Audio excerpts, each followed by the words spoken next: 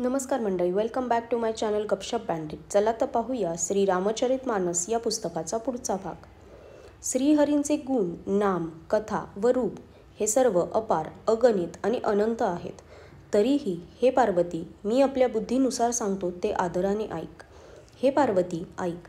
वेदशास्त्रांनी श्रीहरींच्या सुंदर, विस्तृत आणि निर्मल चरित्रांचे वर्णन केलेले आहे. ज्या कारणामुळे श्रीहरींचा अवतार होतो तो फक्त यासाठीच असे खात्रीने म्हणता येत नाही. हे बुद्धिमती ऐक. माझ्या मते बुद्धी, मन व वाणीने श्रीरामचंद्रांविषयी तर्क करता येत नाही. तथापि संत, मुनी, वेद आणि पुराण हे आपापल्या बुद्धीनुसार जसे काही सांगतात आणि जसे मला समजले आहे, हे सुमुखी तेच अवताराचे कारण मी सांगतो. जेव्हा जेव्हा धर्माचा ऱ्हास होतो आणि नीच अभिमानी राक्षस वाढतात आणि ते वर्णन करता येत नाहीत असा अन्याय करतात, तसेच ब्राह्मण, गायी, देव आणि पृथ्वी यांना असह्य यातना होतात, तेव्हा तेव्हा ते कृपानिधान प्रभू दिव्य देह धारण करून सज्जनांचे दुःख दूर करतात. ते असुरांना ठार मारून देवांची स्थापना करतात, आपल्या श्वासरूप असलेल्या वेदांच्या मर्यादेचे रक्षण करतात आणि जगामध्ये आपली उज्ज्वल कीर्ती पसरवतात. श्रीरामचंद्रांच्या अवताराचे हे कारण आहे. ते यशोगान कर करून भक्तजन भवसागर तरून जातात. कृपासागर भगवान भक्तांच्या हितासाठी देह धारण करतात. श्रीरामचंद्रांनी जन्म घेण्याची अनेक कारणे आहेत. ती एकाहून एक विलक्षण आहेत.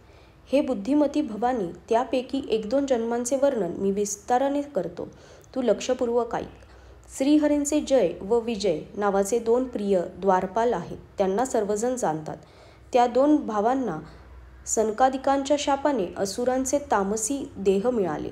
एकाचे नाव होते हिरण्यकश्यपू आणि दुसऱ्याचे होते हिरण्याक्ष. त्यांनी इंद्रांची गुर्मी उतरवली होती, हे सर्व जगाला ठाऊक आहे. युद्धामध्ये विजय मिळाल्यावर ते विख्यात वीर होत. यापैकी हिरण्याक्षला भगवंतांनी वराहचे शरीर धारण करून मारले. नंतर हिरण्यकश्यपूचा नरसिंह रूप धारण करून वध केला आणि आपला भक्त प्रल्हाद याची उत्तम कीर्ती पसरविली.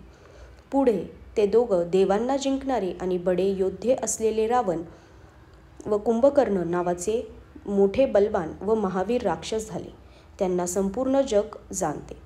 भगवंतांकडून मारले गेल्यावरही ते दोघं हिरण्याक्ष व हिरण्यकश्यपू मुक्त झाले नाहीत, कारण ब्राह्मणांच्या शापाचा परिणाम 3 जन्मांचा होता, म्हणून ते मुक्त झाले नाहीत. त्यांना 3 जन्म घ्यावे लागले. तेव्हा भक्तप्रेमी भगवंतांनी त्यांच्या कल्याणासाठी पुन्हा एकदा अवतार घेतला. त्या अवतारामध्ये कश्यप आणि अदिती हे त्यांचे मातापिता होते.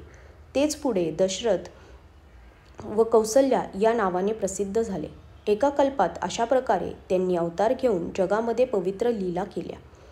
एका कल्पात जलंधर दैत्याकडून पराजित झाल्यामुळे सर्व देव दुःखी झालेले पाहून शिवांनी त्याच्याशी घनघोर युद्ध केले, परंतु तो महाबली दैत्य मारूनही मरत नव्हता. त्या दैत्यराजाची पत्नी मोठी पतिव्रता होती. तिच्या प्रतापामुळे त्रिपुरासुरासारख्या अजेय शत्रूचा नाश करणारे शिवसुद्धा त्याला जिंकू शकले नाहीत. तेव्हा प्रभूने कपटाने तिच्या पातिव्रत्याचे भंग करून देवांचे काम फत्ते केले. जेव्हा तिला हे रहस्य समजले, तेव्हा तिने रागाने भगवंतांना शाप दिला. लीलाधर कृपाळू हरींनी त्या स्त्रीचा शाप प्रमाण मानून स्वीकारला. तो जलंधर त्या कल्पामध्ये रावण झाला.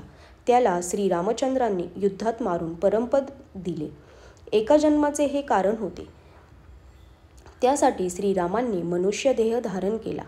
हे भरद्वाज मुनी ऐका. प्रभूंच्या प्रत्येक अवताराची कथा कवींनी नाना प्रकारे वर्णन केलेली आहे. एकदा नारदांनी शाप दिला म्हणून त्यासाठी एका कल्पात भगवंतांचा अवतार झाला.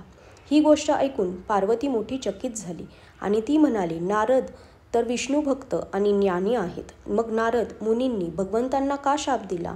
लक्ष्मीपती भगवंतांनी त्यांचा काय अपराध केला होता? हे नाथ, ही कथा मला सांगा. नारद मुनींच्या मनातही मोह उत्पन्न झाला. ही मोठी आश्चर्याची गोष्ट आहे. तेव्हा महादेव हसत हसत म्हणाले, कोणी ज्ञानी नाही आणि मूर्खही नाही. श्री रघुनाथ ज्याला जसे बनवितात त्या क्षणी तो तसा बनतो. याज्ञवल्क्य म्हणतात, हे भारद्वाज, मी श्रीरामचंद्रांच्या गुणांची कथा सांगतो, ती तुम्ही आदराने ऐका. तुलसीदास म्हणतात, मान व मद सोडून जन्ममृत्यूचा नाश करणाऱ्या श्रीरामांना भजा. हिमालय पर्वतामध्ये एक मोठी पवित्र गुहा आहे. तिच्या जवळूनच सुंदर गंगा वाहत होती. तो परमपवित्र आश्रम पाहून नारदांच्या मनाला अतिशय आनंद झाला.